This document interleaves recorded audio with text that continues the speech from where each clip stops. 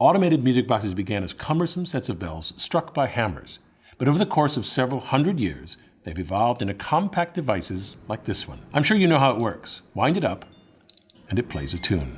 The melody is programmed on this rotating drum. The drum has protrusions called pins that pluck the teeth of the comb. The comb is a piece of steel with 18 teeth. Each tooth is a note. Longer teeth are lower notes, and shorter teeth are higher notes. The comb works like a multi-pronged tuning fork.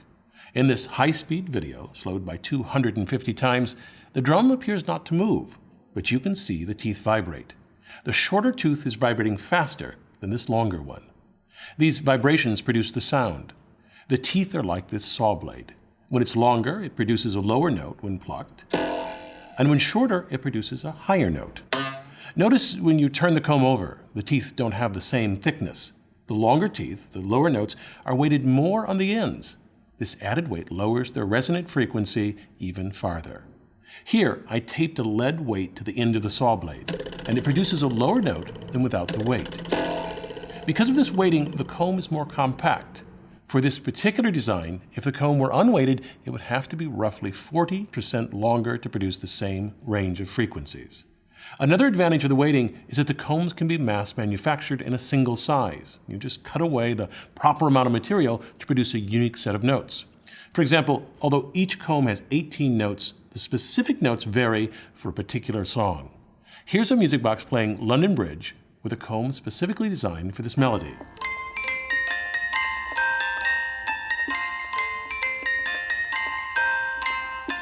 And now here it is with a comb cut for a different melody, This Old Man.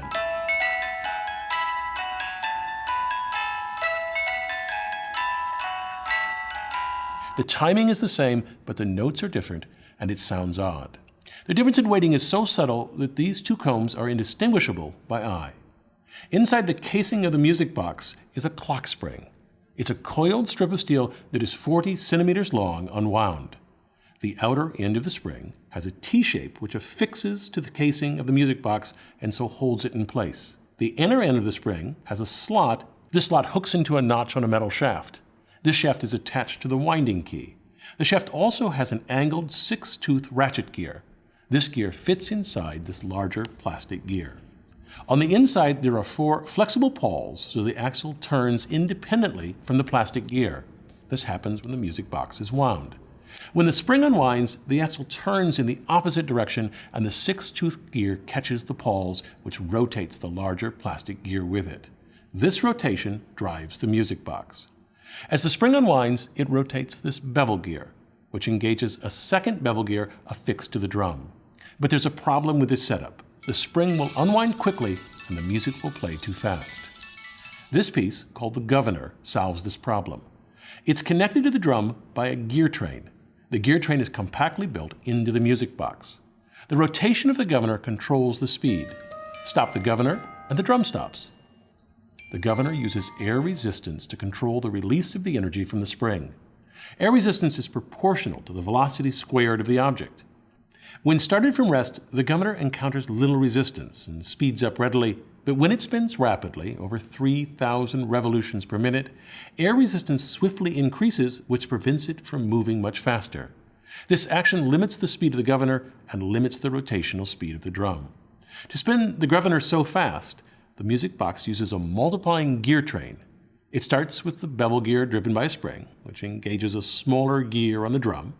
This multiplies the rotational rate by the ratio of the number of teeth on the larger gear to the number of teeth of the smaller gear, here 2.75 times.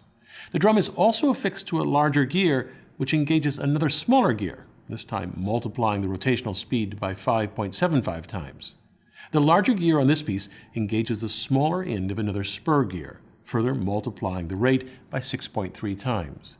Lastly, this spur gear engages a worm screw on the shaft of the governor. It moves so fast it's blurred. Here, slowed down by a factor of 30, the movement is visible. The gear that engages the worm screw differs from the other gears. It has curled teeth. The shape of these teeth allows it to better engage the screw. The worm screw turns once for every tooth on the gear, and since there are 24 teeth, it multiplies the rotational rate by 24 times. This means that for every single revolution of the first bevel gear, the governor rotates 2,400 times.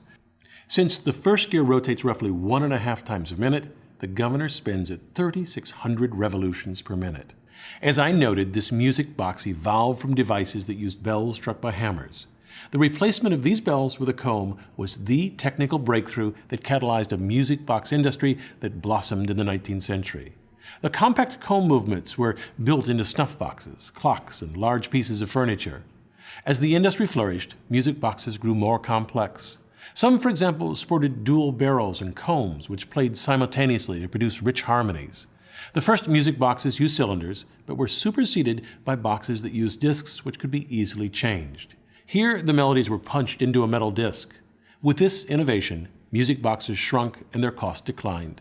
For 100 years, music boxes were the way a family listened to music in the home.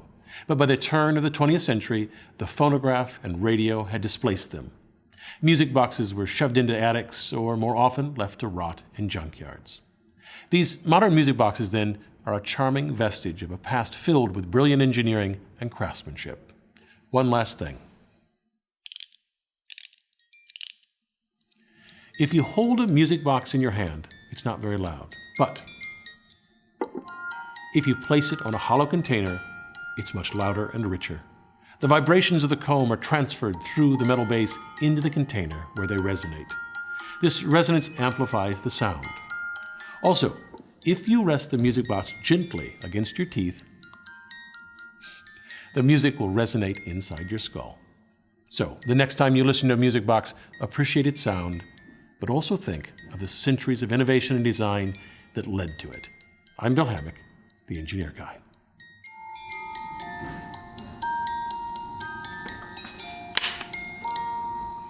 The drum has protrusions called pins that pluck the teeth of the comb. The comb? Pins, right? Pins. Okay, I'll get it. The drum has protrusions called pins. The drum has protrusions called pins? Pin. Yeah. Okay. The drum has protrusions called pins that plunk the teeth. Did I get it right? Pin. Okay. And now I can't say the in one because when I say it, I say pin. Okay. All right. Action. The drum has protrusions called pins that pluck the teeth of the comb. The comb is a piece of. Did I not get it? No. Pin. Is that right?